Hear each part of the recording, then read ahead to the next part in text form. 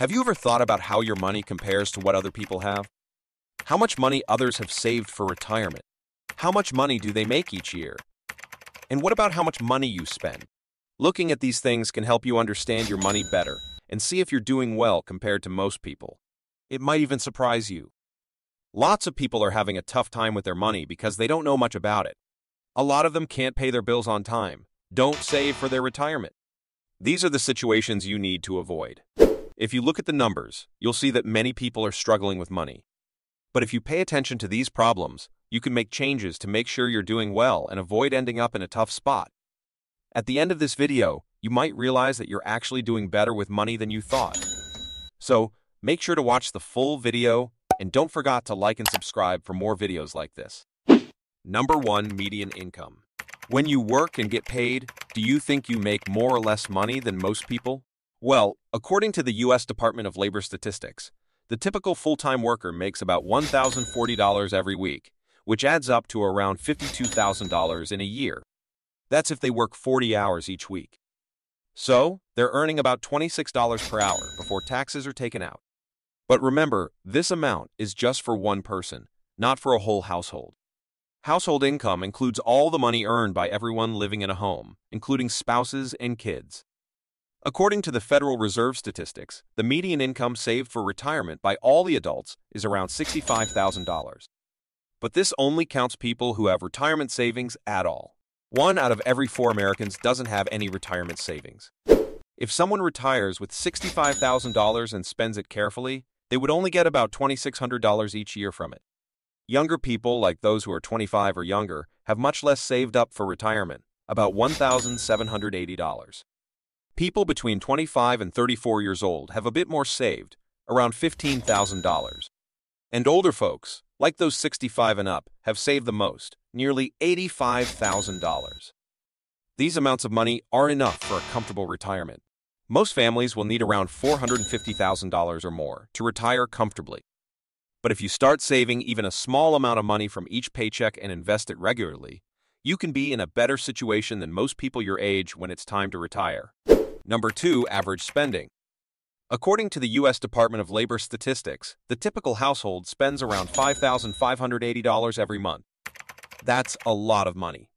At the end of the year, it's about $66,000. This means to manage all your expenses for the year, you'd need to earn at least that much money. This money covers everything they need to live, like paying for their home, transportation cost, and buying food. Specifically, they spend about $1,880 each month on their house, which is a big chunk of their spending. For food, they spend around $690 each month, and for transportation, like using a car or public transport, they spend about $910 every month. Number 3. Net worth. It's really important to keep track of how much money you have and how much you owe. This is called your net worth. It helps you see how well you're doing with your money. To find your net worth, you add up all the valuable things you own, like your house, car, and savings, and then subtract what you owe, like loans or a mortgage. For example, if you add up everything you own and it's worth $200,000, but you owe $50,000 in loans, then your net worth is $150,000. Knowing your net worth helps you understand your financial health. It shows if you're getting richer or if you need to be careful with your money.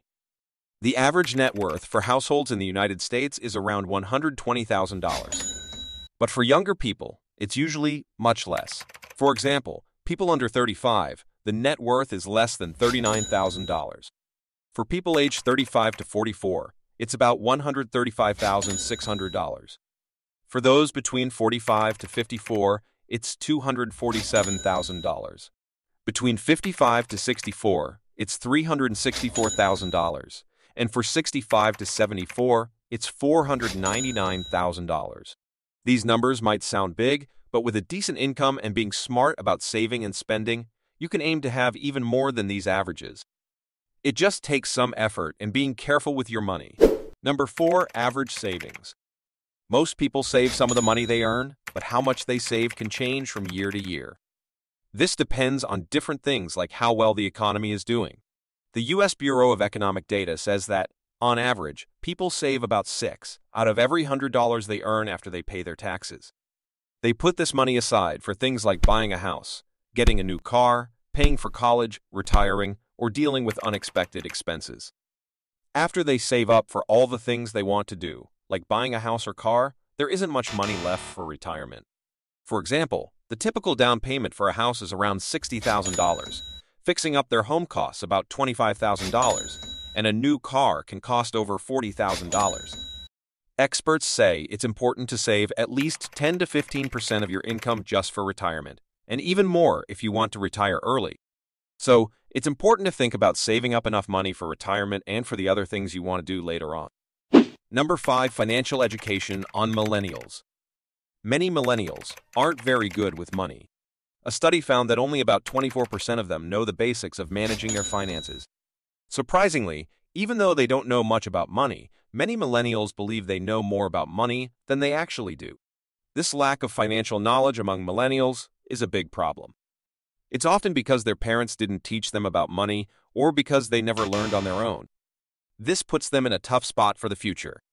Many millennials are developing bad money habits that could lead to serious problems later in life, like not having enough money for retirement. At this age, they should be learning how to manage their money wisely. By doing so, they can build a secure financial future. But sadly, many are not doing this. They're missing out on the chance to save and invest wisely, which means they might struggle financially as they get older. Number 6. Student loans. 45% of students who borrow money for their college didn't think about how much they would have to pay back each month.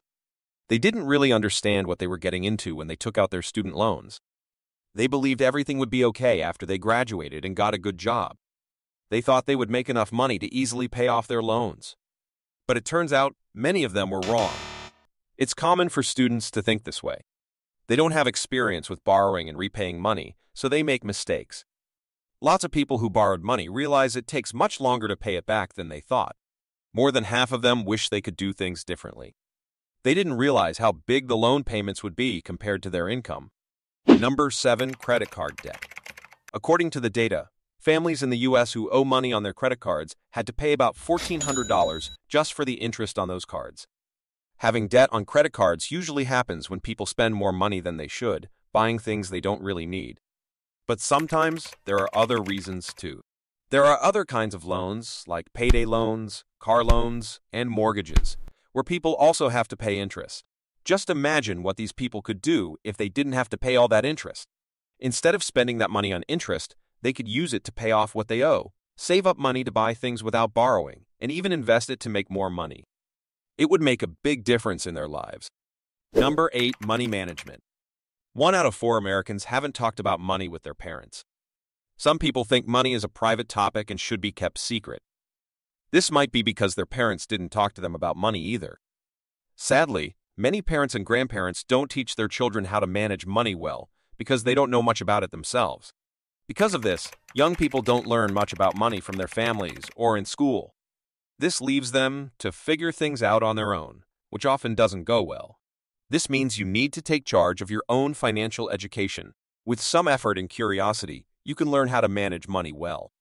It's like learning a new skill. You start small and practice.